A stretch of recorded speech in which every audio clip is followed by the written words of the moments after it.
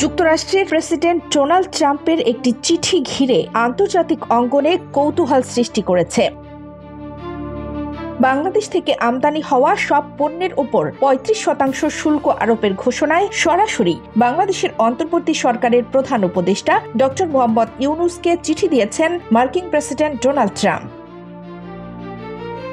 চিঠিতে যুক্তরাষ্ট্রের সঙ্গে বাংলাদেশের দীর্ঘদিনের বাণিজ্য ঘাটতির বিষয়টি উল্লেখ করে তিনি বলেন, এই ঘাটতি তাদের জাতীয় নিরাপত্তার জন্য হুমকি। চিঠির শুরুতে ট্রাম্প বলেন, বাংলাদেশের সঙ্গে তারা বহু বছর ধরে আলোচনা চালিয়ে যাচ্ছে, কিন্তু বাংলাদেশের শুল্ক ও অশুল্ক নীতির কারণে তাদের সম্পর্ক ভারসাম্যহীন হয়ে পড়েছে।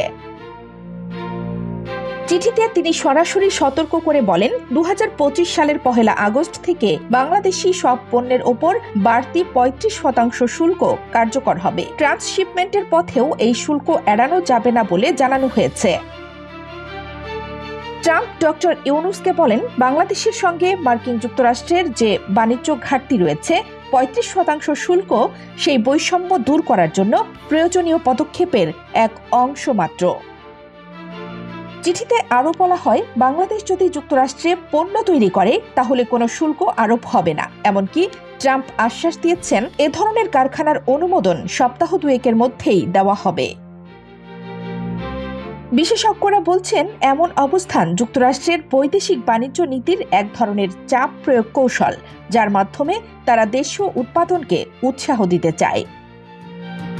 চিঠির শেষাংশে ট্রাম্প লিখেছেন, বাংলাদেশের সঙ্গে তাদের সম্পর্কের ভিত্তিতে এই শুল্ক হার বাড়তেও পারে, কমতেও পারে, তবে কখনোই যুক্তরাষ্ট্রের ওপর হতাশ না হওয়ার আহ্বান জানানো হয়।